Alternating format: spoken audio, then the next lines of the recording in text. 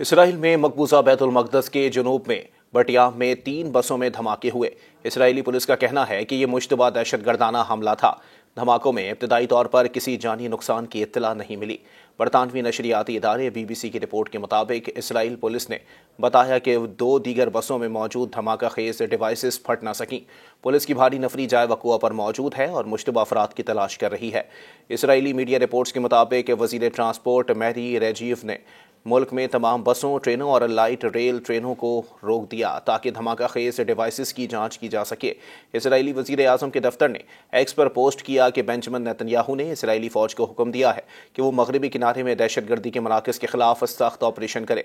Social media पर footage में एक बस को पार्किंग में आग लगती हुई दिखाई दे रही है, जिससे धुएं का एक बड़ा बादल उठ रहा है। पुलिस तर्जुमान ने कहा कि इसराइली अफसरान मकबूजा बैतुल मक़दस में मज़ीद बमों का पता लगाने की कोशिश कर रहे हैं। इसराइली फोर्सेस इलाके की तलाशी ले रहे हैं। अवाम हर मुश्तबा बैग या चीज़ के हवाले से होशियार रहें।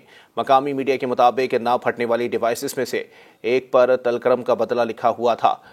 डिवाइस का वजन 5 किलोग्राम था। बस धमाकों के जवाब में इसराइली वज़ीर आज़म नेतन्याहू ने मगरबी किनारे में ऑपरेशंस का हुक्म दे दिया। उनके दफ्तर ने बताया कि उन्होंने पुलिस और इसराइली सिक्योरिटी एजेंसी को हुक्म दिया है कि इसराइली शहरियों पर हमलों से रोकथाम के लिए सरगर्मियां बढ़ाएं। मज़ीद न्यूज़ अपडेट्स और डिजिटल स्टोरीज के लिए सब्सक्राइब करें डॉन न्यूज़ पाकिस्तान।